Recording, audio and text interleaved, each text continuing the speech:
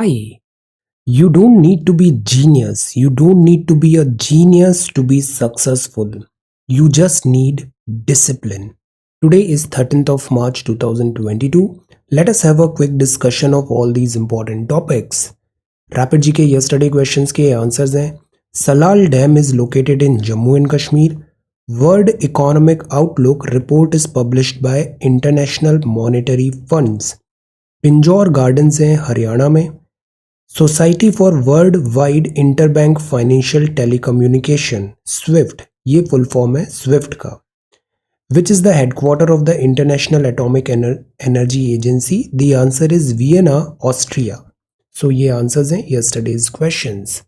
आज के सवाल हैं. Panthi dance is a famous folk dance of which state?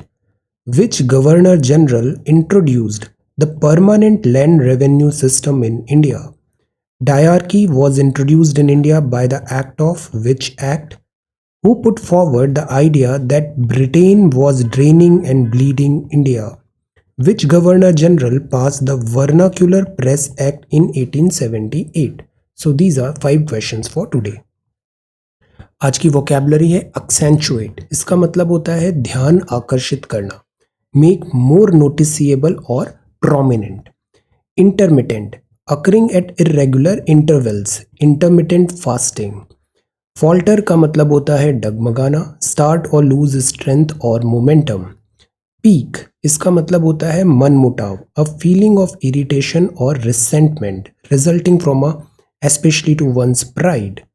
Predispose का मतलब होता है जिसकी संभावना अधिक है, make someone liable or inclined to a specified attitude, action or condition. So ये vocabulary words हैं आज के लिए.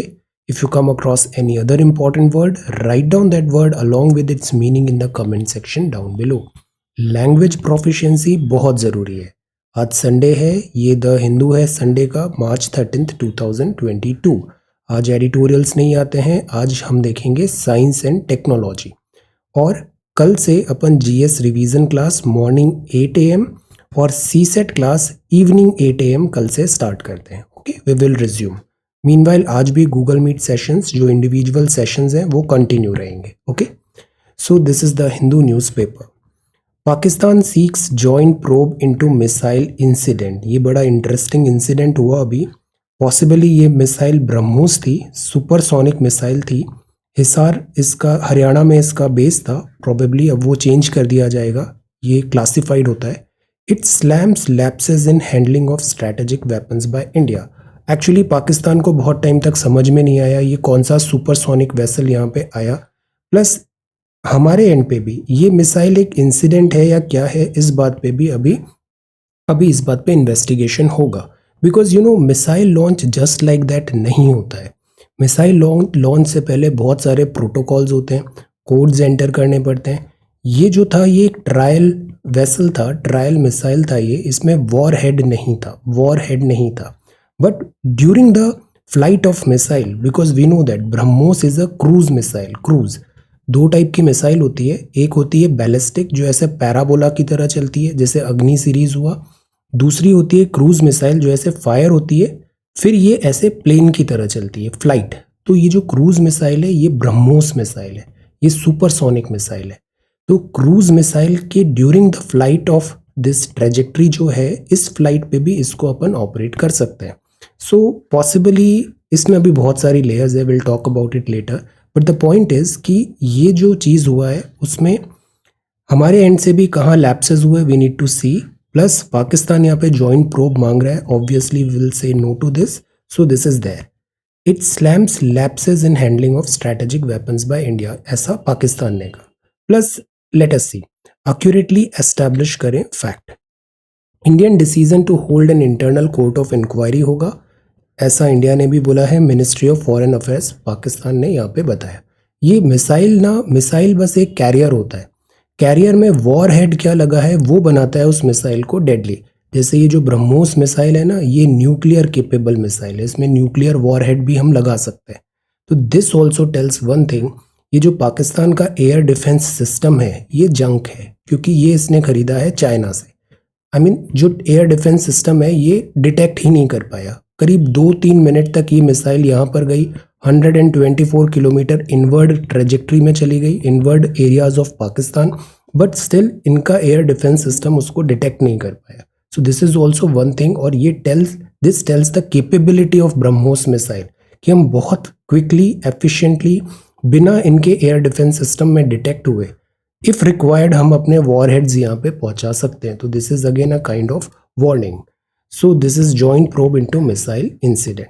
Late us see firing fiasco. तो ये इंडियन सुपरसोनिक थी, सरफेस टू सरफेस 124 किलोमीटर चली गई थी पाकिस्तान टेरिटोरी में. हमने इसको टेक्निकल मेल फंक्शन बोला है, एक्सीडेंटल फायरिंग बोला है. गवर्नमेंट ऑफ इंडिया का ये व्यू पॉइंट है. इस चीज़ को हम लाइटली नहीं देखते हैं. This is a serious view, और इसीलिए इसमें high level court of inquiry अभी बैठेगी. Okay, so this is firing fiasco. EPF rate cut to 8.1% to hit savings. Now see, this is not good news. ये जो रेट है, EPFO क्या होता है? ये होता है एम्प्लॉय प्रोविडेंट फंड ऑर्गेनाइजेशन. जैसे वर्क करते हैं ना, तो कुछ पैसा उसमें कटता है रिटायरमेंट वगैरह के लिए. तो ये जो है उसमें पहले 8.5% पैसा का 8.5% पे इंटरेस्ट मिल रहा था. अब ये रेट कट हो गई है 8.1%, 0.4% रेट कट हुआ है. सेम चीज़ हम सेविंग्स में भी देख रहे हैं. फिक्स्ड डिपॉजिट्स में भी जो रेट्स हैं वो कम हो गई है. So this is again one thing. Plus दूसरी तरफ इन्फ्लेशन बढ़ रहा है. तो देखो, इन्फ्लेशन अगर 6% पे है और सेविंग अकाउंट में आपको 4% मिल रहा है, तो ये जो आपका सेविंग अकाउंट है ये डिटीरियोरेट हो रहा है, because inflation is at 6% and saving account is at 4%. ये है 8.1%, तो उतना गेन नहीं मिल रहा है. इन्फ्लेशन अगर बहुत ज़्यादा होगी तो ये EPFO का पैसा भी जंक होने लग जाएगा. That is why inflation targeting बहुत ज़रूरी होती है. इन्फ्लेशन में हमने पढ़ा है इन्फ्लेशन डेटर को बेनिफिट करती है या क्रेडिटर को बेनिफिट करती है. Answer inflation.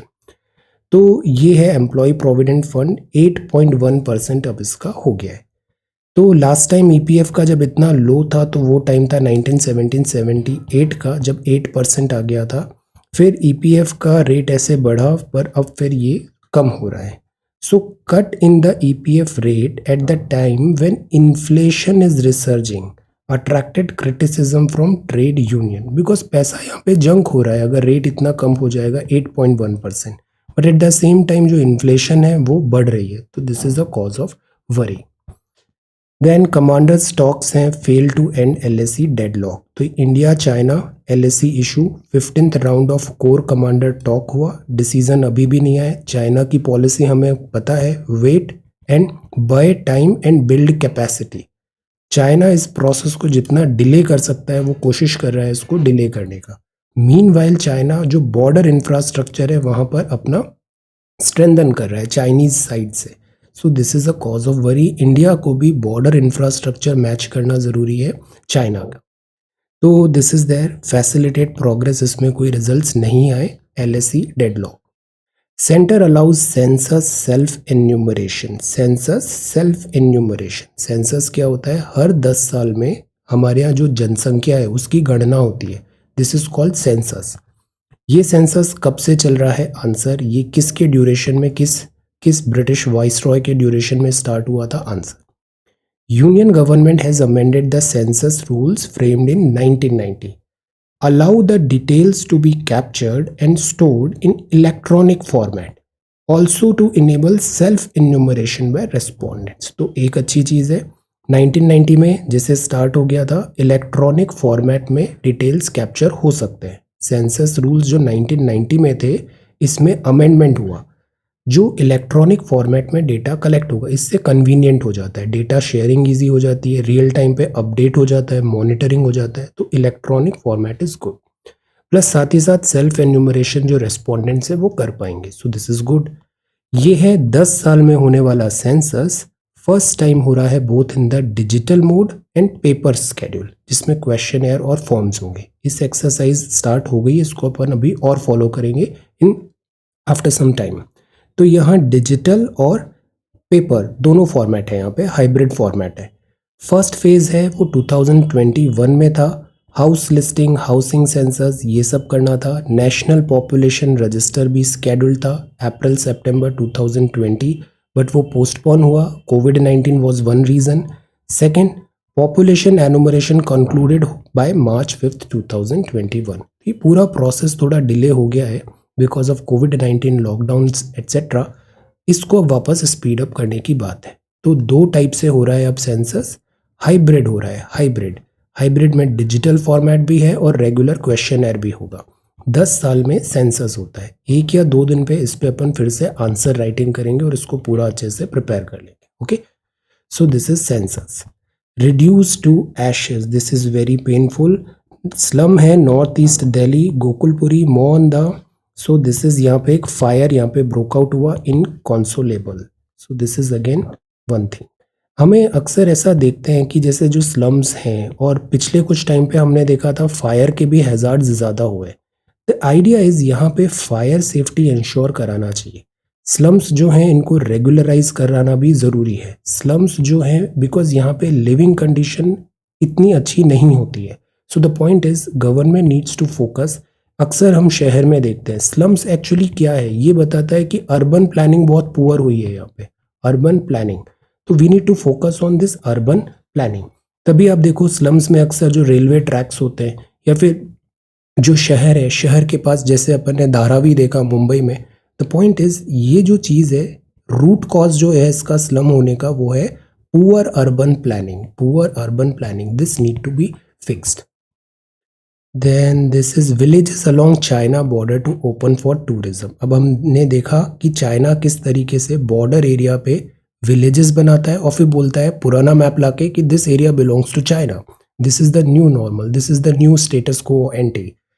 तो हम भी जो बॉर्डर एरिया है वहाँ पर टूरिज्म बढ़ा रहे हैं, वहाँ पे इंडियन प्रेजेंस दिखाने की ज़्यादा कोशिश कर रहे हैं। सेंटर का डिसीजन है इम्प्रूव करो infra.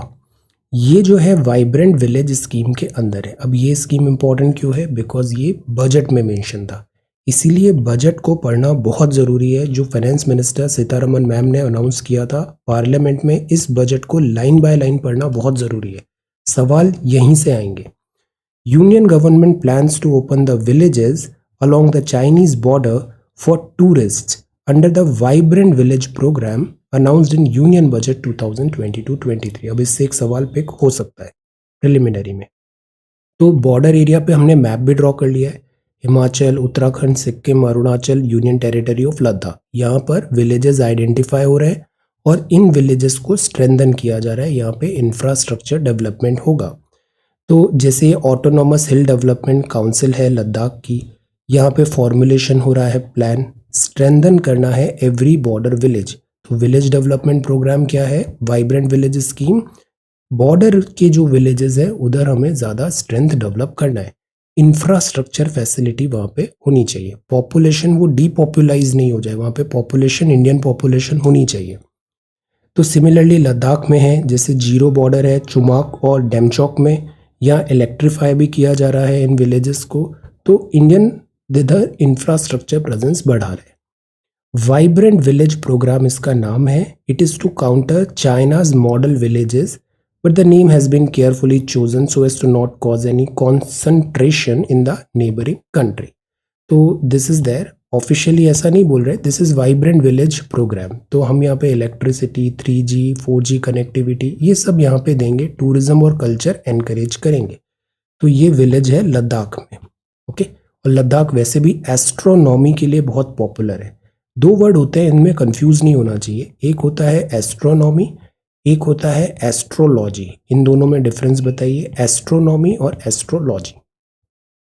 So this is the front page of the Hindu. ये महाराष्ट्र अनलिमिटेड है। देखिए ऐसे जो एडवर्टाइजमेंट्स आते हैं ना, इनको देखना चाहिए, इससे बहुत अच्छा आइडिया लग जाता है वहाँ पे स्टेट किन टूरिस्ट डेस्टिनेशन को एनकरेज कर रही है, प्रमोट कर रही है। जैसे महाराष्ट्र बहुत ब्यूटीफुल स्टेट है, 800 केव्स हैं डिफरेंट लोकेशन में, जैसे अजंता, एलोरा, पंडावनी, कार्ला, भजा, ये सारी केव्स हैं यहाँ पे। तो नासिक के पास है, ये 1st सेंचुरी BC की है, and a cluster of famous 32 rock cut Buddhist cave Ajanta है जो यूनेस्को में। अजंता एंड एलोरा ये दोनों बहुत इंपॉर्टेंट केव्स हैं, यूनेस्को वर्ल्ड हेरिटेज साइट में हैं, पॉपुलर पूरे वर्ल्ड में। तो ये केव्स के नाम क्या है? ये सारी केव्स है, Ajanta, Ellora etcetera caves, historical caves. See Pandav Leni, Pandav लेनी, दिस इज पांडव लेनी। ये एलोरा है। एलोरा में जो टेम्पल है, शिव टेम्पल, ये बहुत फेमस है। वाई? Rock cut. टॉप से इसको बनाना स्टार्ट किया, फिर नीचे डिग करते हुए पूरा इन्होंने टेम्पल बनाया है। तो this is again very good art, very important art. Then ये क्या है? कामशेट है। This is Matheran, Tadoba, Bhigwan, Ajanta. Okay, so ये महाराष्ट्र में वाइल्ड लाइफ सेंचुरीज भी है। संजय गांधी नेशनल पार्क है, चांदोली है, ताडोबा है नेशनल पार्क, नवेगांव नागजीरा है, गुग्गामल नेशनल पार्क है। कंजर्वेशन रिजर्व में Tadoba Andhari, largest national park of this Maharashtra है। 80 टाइगर्स हैं यहाँ पे।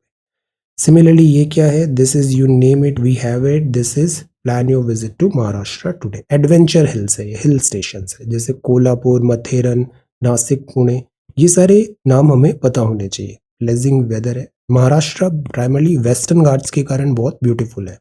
हिल स्टेशन है जैसे पंचगनी, मथेरन, महाबलेश्वर, लोनावाला एटसेट्रा।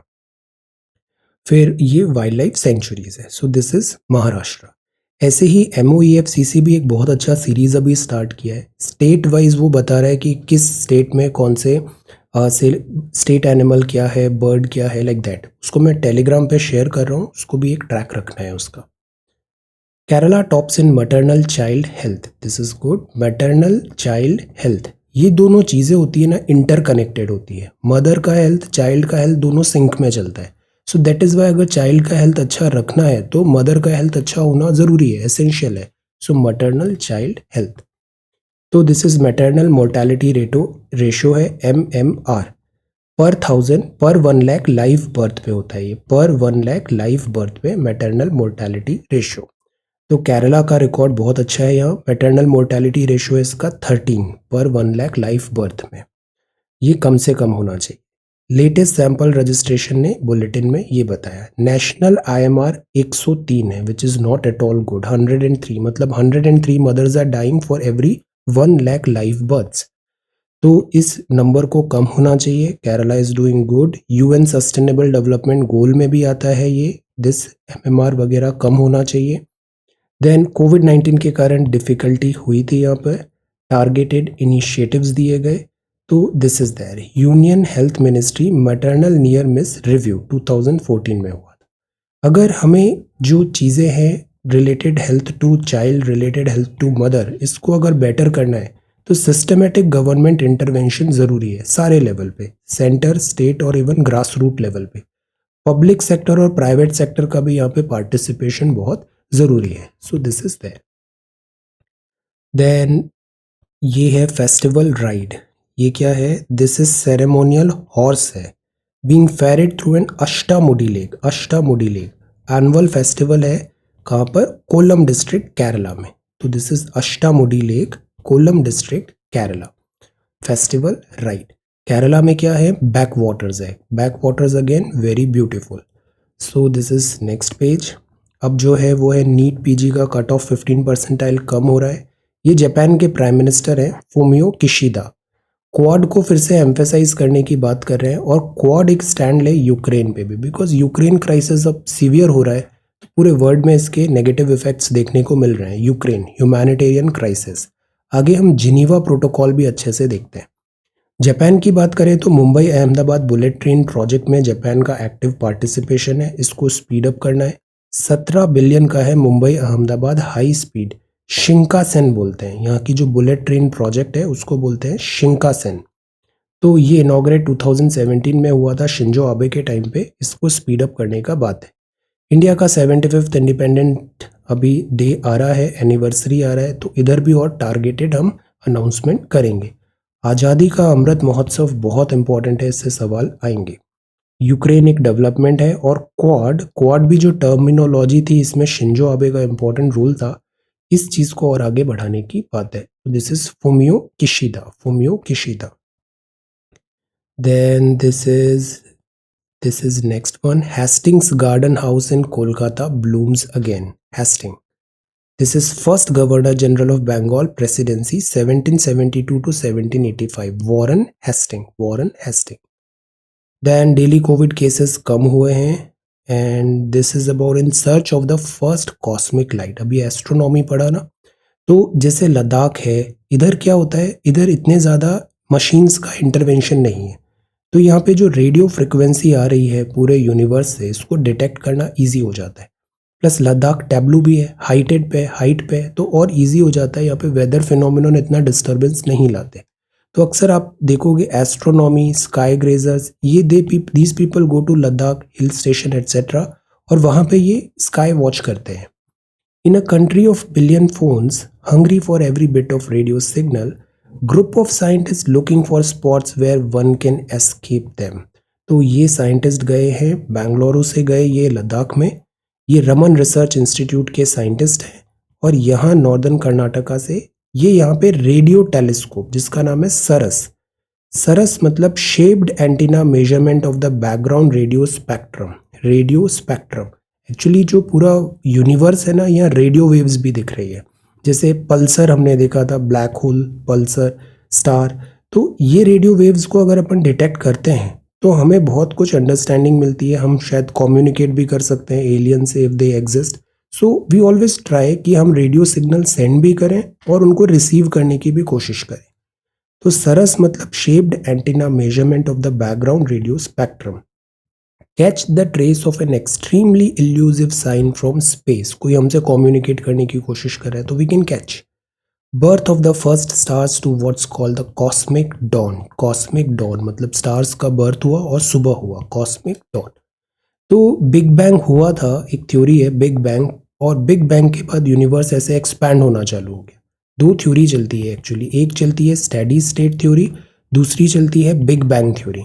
तो बिग बैंग थ्योरी मतलब पूरा यूनिवर्स पहले स्क्वीज था एक बहुत छोटे से बॉल में, फिर एक बैंग हुआ और ये ऐसा एक्सपैंड होने लग गया। तब से यूनिवर्स कॉन्स्टेंटली एक्सपैंड हो रहा है, जैसे बलून एक्सपैंड होता है, लाइक दैट। तो 13.8 बिलियन ईयर्स अगो ऐसा बिग बैंग हुआ। उससे कॉस्मिक माइक्रोवेव उस टाइम पे जनरेट होगी, वो अभी भी फ्लोट हो रही है कहीं पे। अगर हम इन वेव्स को डिटेक्ट कर लें तो हमें यूनिवर्स का ओरिजिन समझ में आ सकता है। तो हम इन्हीं को डिटेक्ट करने की कोशिश कर रहे हैं। मॉडल्स हैं हमने बनाए हैं इन इन वेव्स को डिटेक्ट करने का। तो अक्सर we go to remote location, जैसे ऑस्ट्रेलिया के आइलैंड्स में या अंटार्कटिका ओशियंस में। यहाँ टेलीस्कोप्स होती है, डिस्टर्बेंसेस नहीं आता, and we do astronomy. EDGES क्या है? Experiment to detect the global epoch of reionization signature. Australian desert में ये हुआ। ऑस्ट्रेलिया में भी इतना डिस्टर्बेंसेस नहीं है, डेजर्ट। ऑस्ट्रेलिया अगर पूरा देखे ना तो ऑस्ट्रेलिया केवल यहाँ पे है पूरा, बाकी ये सब तो खाली पड़ा है, यहाँ कुछ भी नहीं है। इधर मेलबर्न वगैरह जो है, इधर इधर बस सारा ऑस्ट्रेलिया है। This area is primarily empty, plus इधर पर्थ आ जाता है और कुछ नॉर्थ में। तो दिस इज देयर। अब ये जो टेस्ट किया इन्होंने, तो सरस 3 नया वर्जन भी लेके आए हैं और डिटेक्ट यहाँ पे करने की कोशिश कर रहे हैं। तो इस तरीके से यूनिफॉर्म लेयर्स ये देखेंगे, telescope etcetera they will try to detect. तो दिस इज सरस 3। जो साइंस एंड टेक्नोलॉजी होता है ना, इसमें बहुत कुछ स्टैटिक पढ़ने की ज़रूरत नहीं होगी। आप ज़्यादा से ज़्यादा करंट अफेयर्स पढ़ो साइंस एंड टेक में। टोकामैक क्या है, जैसे ये सरस 3 आ गया, एस्ट्रोनॉमी क्या हो गया, रेडियो टेलीस्कोप हो गया, इससे सवाल ज़्यादा आएंगे।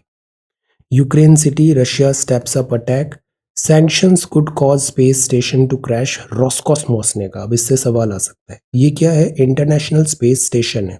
इंटरनेशनल स्पेस स्टेशन में रशिया का इन्वॉल्वमेंट बहुत था। अब रशिया पे सैंक्शंस लग गए, तो अब क्या होगा? यहाँ पे सप्लाईज हुआ। ऑल्दो जो एलॉन मस्क का स्पेस एक्स है वो भी यहाँ पे डिलीवरी स्टार्ट कर दिया है, बट अगेन रशिया पे डिपेंडेंसी है for several other product, several other जो इसके पार्ट्स एंड इक्विपमेंट्स है ऑपरेशन में। तो ये वैसे भी काफ़ी डिले, काफ़ी पुराना हो गया है इंटरनेशनल स्पेस स्टेशन। इसको पहले भी बात हो रहा था कि डीकमीशन करने की बात है, बट अगर रशिया पे ऐसे सैंक्शंस लगे रहेंगे तो इसको ऑपरेट करना डिफिकल्ट है, ये नीचे गिर सकता है। 500 टन का स्ट्रक्चर है, अब ये कहाँ गिरेगा? Sea on to land. Roscosmos chief ने यहाँ पे वार्निंग दिया। The kind of the thing is Russia pressurise कर रहा है आईएसएस ऑर्बिट को, वहीं पे रखना है हमें स्पेस स्टेशन को, तो सैंक्शंस हटने चाहिए। लिफ्टिंग ऑफ इलीगल सैंक्शंस कहा रशिया ने, जो वर्ड ने रशिया पे लगाए हैं। रशिया में target western weapon supply to Ukraine. Ukraine says Moscow shelled. Iran deal could collapse on Russian demand. Now this is again not a good news. Iran deal collapse होगी तो Iran पे sanctions हो गए, हम उससे economic deal नहीं कर पाएंगे। This is JCPOA। इतने रशियन टूरिस्ट तक in Thailand. China tightens control, COVID-19 cases surges, not a good news. Saudi Arabia executes 81 for various crime. तो सऊदी अरेबिया में ये उनका लॉ है, इस तरीके से मास एग्जीक्यूशन वहाँ पे किया जाता है। See the largest known mass execution carried out in the kingdom of it in its modern history. Then this is snapshot, children more unlikely to produce antibodies. अब एक ये नया थ्योरी है, क्रिस्प आर, ये बड़ी इंपॉर्टेंट टेक्नोलॉजी है, इससे 2-3 बार सवाल आए हैं। क्रिस्प आर क्या होता है, जो अपनी जीन्स हैं, अपने जीन्स होते हैं, जेनेटिक्स होते हैं, इस जेनेटिक्स में अपन सेलेक्टिव स्लाइस कर दो, कुछ पार्ट हटा दो, तो उसको बोलते हैं जीन एडिटिंग। ह्यूमन जीन्स हैं, जीनोम है, इसमें एडिटिंग कर दिया अपन ने, केची की तरह उधर से अपन ने उसको कुछ एडिट कर दिया। तो द पॉइंट इज, ये जो सिजर है that is called this CRISPR cas9 gene editing tool. तो इसका जो एक्चुअली नोबेल प्राइज मिला था 2020 में इस पूरी टेक्नोलॉजी को करने का, उस पे अब पेटेंट को लेके फाइट चल रही है। यूएस पेटेंट ऑफिस ने की पेटेंट अवार्ड राइट कर दिया है क्रिस्प आर cas9 का gene editing tool board institute team को। ये बायोलॉजिस्ट को यहाँ पे प्रोवाइड किया गया है। This is also one thing, CRISPR cas9 के बारे में हमें पता होना चाहिए, बेसिक्स। सेकंड, ये जो पेटेंट है, पेटेंट के बारे में भी हमें बेसिक्स पता होना चाहिए, इंटेलेक्चुअल प्रॉपर्टी राइट क्या हो गया, लाइक दैट। तो these are patents, okay. Forged painting, तो एक रेडियो कार्बन डेटिंग टेक्निक होती है जिससे अपन पुराना हिस्ट्री में क्या हुआ एज हम पता लगा सकते हैं, C14 isotopes. Radio carbon dating जो होती है उसने 2 फोर्ज्ड पेंटिंग निकाली है फ्रांस में। इम्प्रेशंस है यहाँ पे, वर्क हुआ था 20th सेंचुरी का, तो रेडियो कार्बन डेटिंग से हमें ये पता चला। इन सर्च ऑफ पास्ट लाइफ, ये है परसीवरेंस, इस पे भी सवाल आया था। ये एक रोवर है, नासा का परसीवरेंस रोवर है, जो कहाँ गया है, मार्स में गया है। मार्स में भी क्रेटर है, जैसे कल मून का क्रेटर देखा था, मार्स में भी हिट हुआ होगा, तो ये मार्स का क्रेटर है, मीटेओराइट। तो यहाँ पर अभी ये गया है परसीवरेंस रोवर, जो है यहाँ पे कलेक्ट कर रहा है रॉक सैंपल्स को, कोशिश कर रहा है कि यहाँ पर कोई फॉसिलाइज्ड एविडेंस मिल जाए मार्स में लाइफ का। This is meteorite in a desert. Meteor और मीटियोराइट में क्या डिफरेंस होता है, टेल। ये मीटियोराइट है तो मतलब जमीन पे ऐसे गिरा, this is egg sized meteorite है इस एरिया में, वेस्टर्न ऑस्ट्रेलिया। तो ये हमें मिला है, स्पॉट हुआ था, फायरबॉल मीटियोर स्पॉट हुआ था और मीटियोराइट फाइनली यहाँ पे मिला। तो एल्गोरिदम से हम देख रहे हैं हाई रिजोल्यूशन इमेजेस से कि meteorite is again space object है, तो हम इससे कोशिश करते हैं कि स्पेस का स्ट्रक्चर क्या है, what's going on outside, like that. So this is antibodies. Primordial octopus had 10 arms. जैसे प्रीमॉर्डियल हीट है ना अर्थ का, प्रीमॉर्डियल मतलब पहले के जमाने का जो ऑक्टोपस बिफोर इवोल्यूशन, पहले 8 की जगह 10 आर्म्स होते थे वहां। Homemade analogy that help study solar spicules in the lab. तो एक पेंट बोर्ड ऐसे करके इन्होंने सोलर स्टडी किया। What causes the interrupted sleep of the elderly? Sleep is a luxury. Lateral hypothalamus plays a role in feeding behavior, learning, sleep, etc. See, जैसे जैसे हम बड़े होते हैं ना, या फिर ब्रेन एक्टिविटी बहुत हाई रहती है, those people always have this insomnia, उनमें अक्सर स्लीप में बड़ा डिफिकल्टी होता है। Common human wish is to be able to sleep like a baby, sleep like a baby.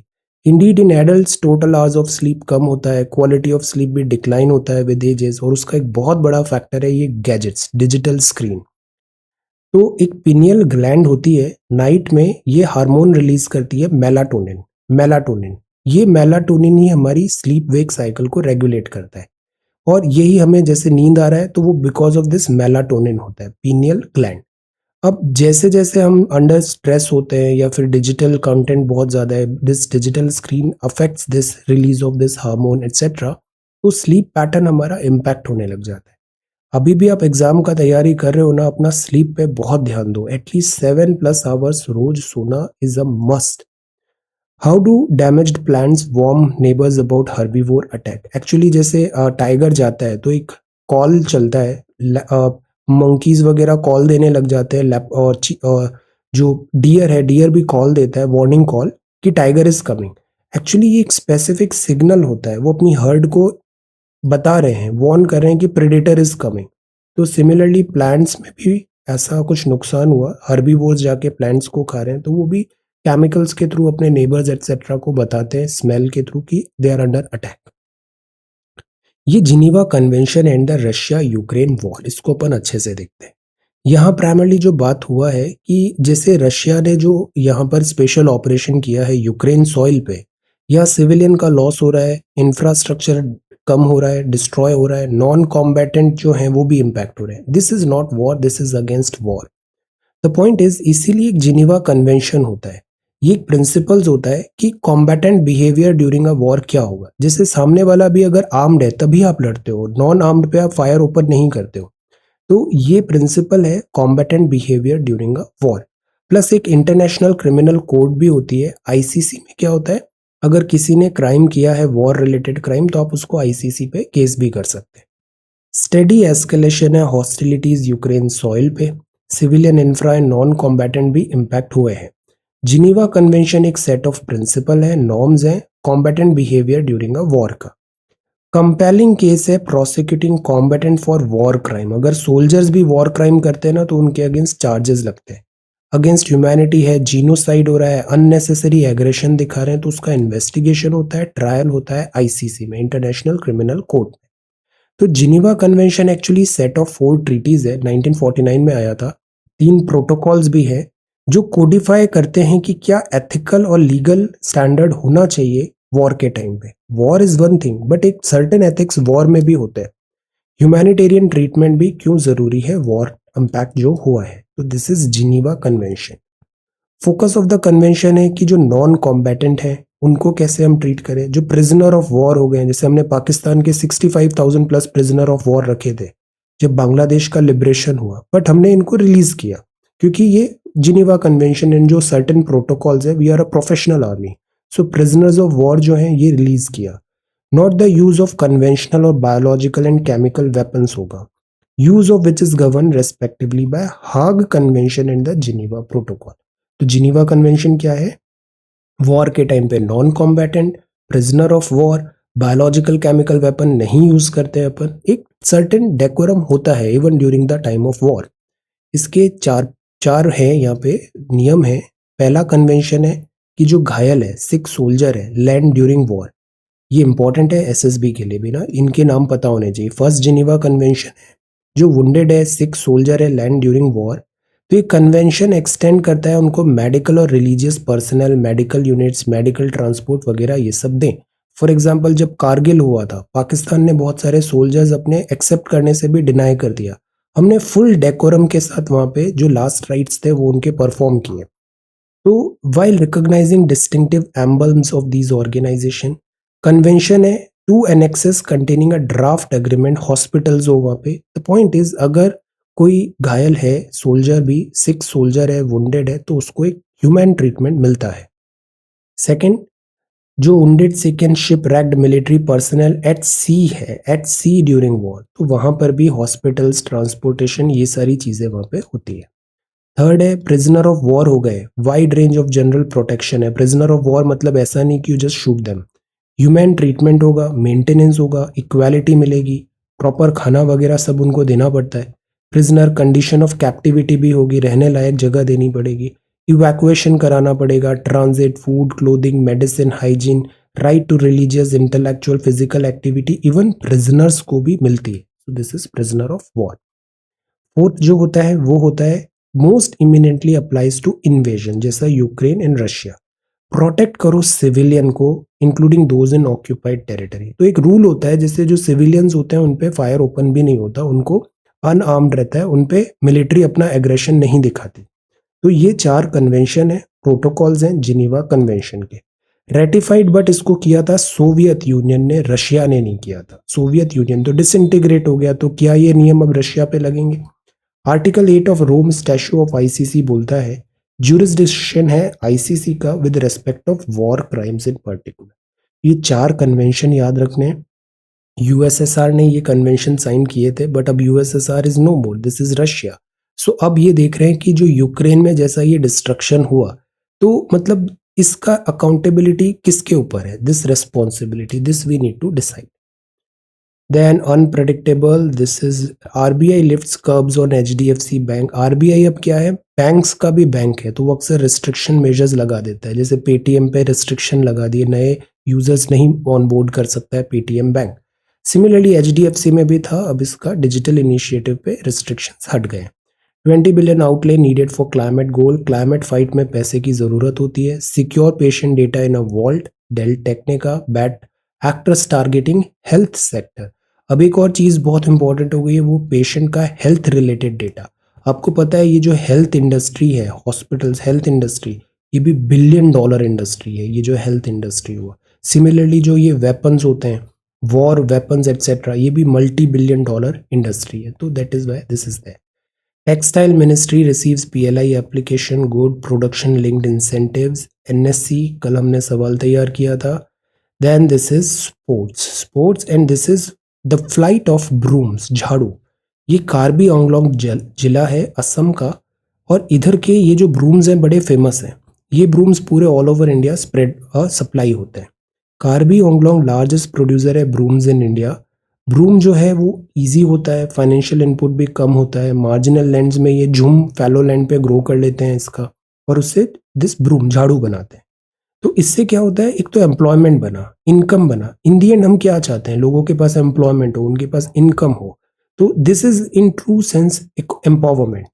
तो असमीज फैमिली यहाँ पे है, 90 रुपए किलो ये घास मिल जाती है, और इससे ये दिस ब्रूम बनाते हैं और उसको सेल करते हैं। तो ये काफी इंपॉर्टेंट पार्ट हो गया इनके फाइनेंशियल फ्रीडम का।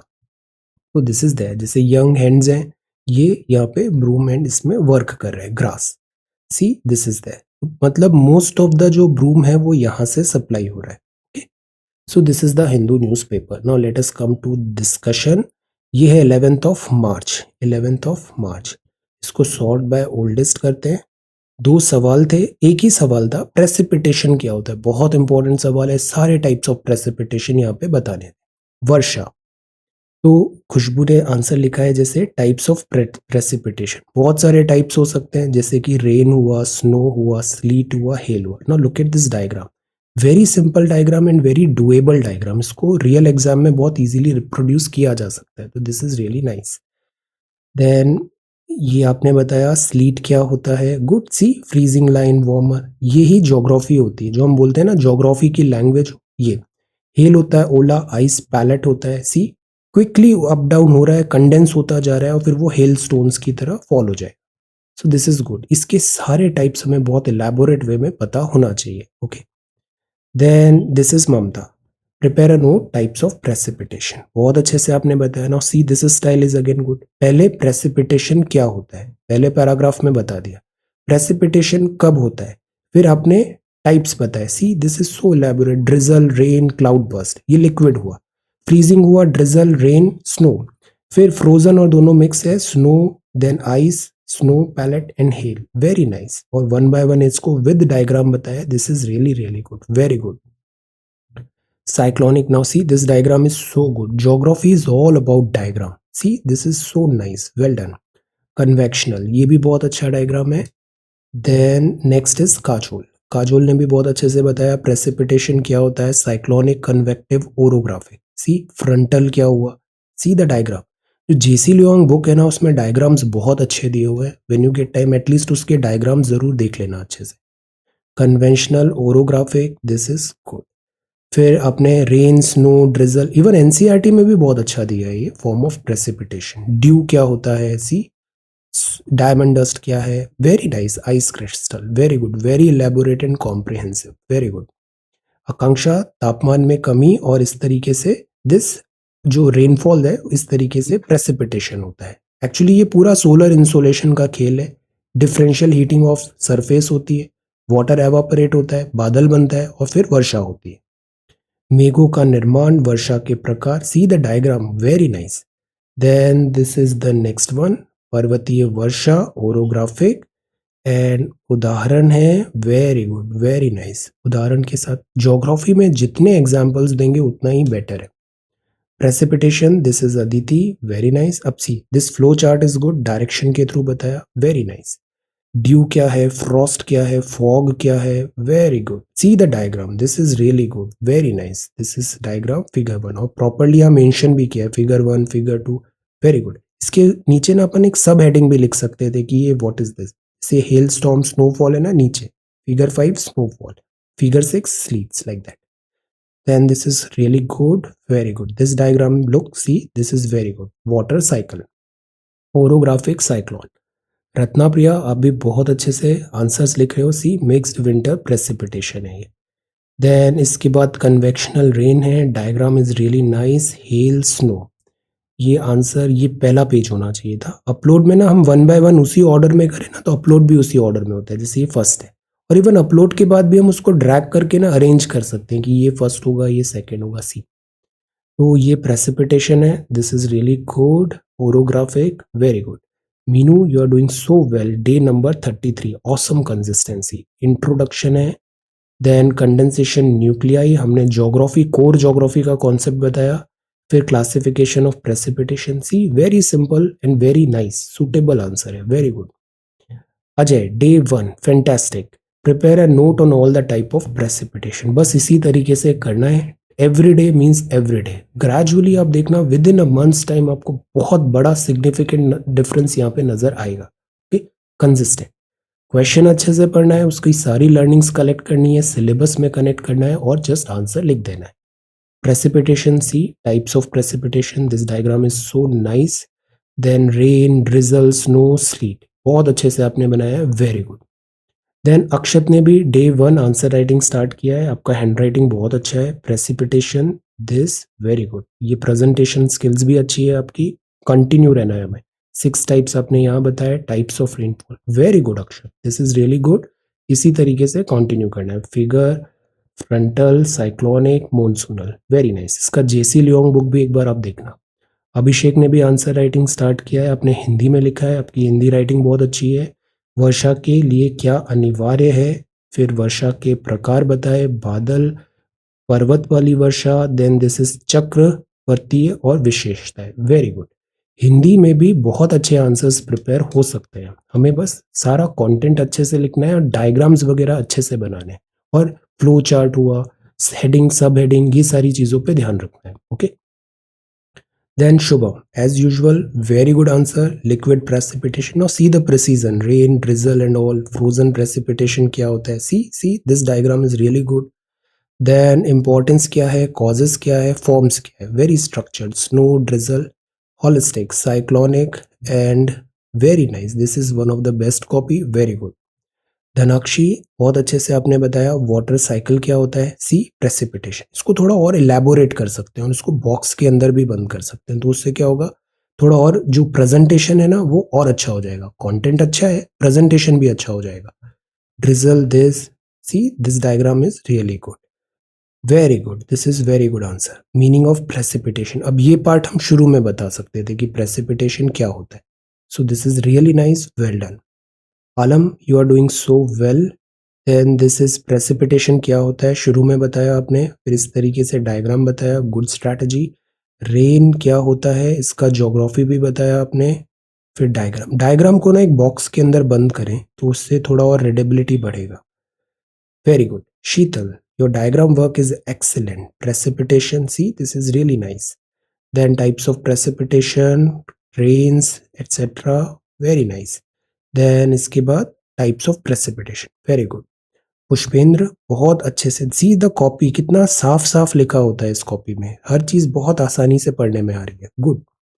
तो ये चीज भी सीखना है हमें कि कंटेंट ही सब कुछ नहीं होता है, उसको थोड़ा अच्छे से प्रेजेंट करना भी आना चाहिए। See, this is so nice, very good. Diagram है, अब सी टेबल भी बता दिया, वेरी गुड। आप बहुत अच्छा करने वाले हो, मेंस में बहुत अच्छे से तैयारी करना है। Priyanka, this is so good. अब see precipitation. Any kind of liquid, solid, water that falls to the ground form from atmosphere. Definition. Definition बहुत जरूरी होती है। Types बताया आपने। Then see the diagrams. These are really good. Rain, drizzle. तो ऐसे में क्या, ये अब चीज हमें याद हो गई पूरी। Snow and all. Very good. Hail. Then इसके बाद meteor. Very good. Ria, you are doing so well. Types of precipitation. Now see, this style is again so good. Starting में हाईलाइट कर दिया कि हमें पता है ये सारी सारी चीजें precipitation होती है और forms of precipitation क्या होता है। ये चीज ना आपको रियल एक्चुअल एग्जाम में बहुत काम आएगी, जब समय कम है और जल्दी जल्दी कॉपी में सब लिखना है, ये चीज बहुत वर्कआउट होती है ये। Types of precipitation. See the diagram. Diagram work is really nice. Then this is good. Orographic forms, rain and all good. Very good. Banani, very systematic. Once again, precipitation क्या होता है, to the point, straight forward answers होते हैं आपके, this is good. This is precipitation, diagram में explain किया। Rain बताया आपने, स्लीट, वन बाय वन सारे बताए, गुड, वेरी गुड। ये चीज ना एक बार जेसी लियोंग से भी देखना है और एनसीईआरटी में भी बहुत अच्छा दिया हुआ है। Navya, day number 10, very good answers finally आप सबमिट कर रहे हो, दिस इज रियली गुड, ऐसे सबमिट करना चाहिए आंसर्स। टाइप्स ऑफ प्रेसिपिटेशन क्या हुआ, गुड, सी कितना अच्छे से लिखा है अपने पैराग्राफ में, व्हाट इज प्रेसिपिटेशन, टाइप्स क्या है, ये सारे टाइप्स हैं, very nice. Then this is rain. See the diagram. Diagram work is also very good. Drizzle, sleet, hail, snow and types and all. Very nice. Ram Naresh, आपका perfect copy रहता है, बहुत अच्छा कंटेंट और बहुत अच्छा presentation, very good. Atmospheric vapour, now see this is really nice, rain, liquid, hello, solid, मतलब जो लिखा है वो बहुत अच्छे से विजुअली इजी वे में समझ में आ रहा है, दिस इज गुड। अब आपने एसडीजी से भी कनेक्ट कर दिया, यही चीजें ना आपको एक्स्ट्रा 1 मार्क, 1.5 मार्क ऐसे दिलाती है।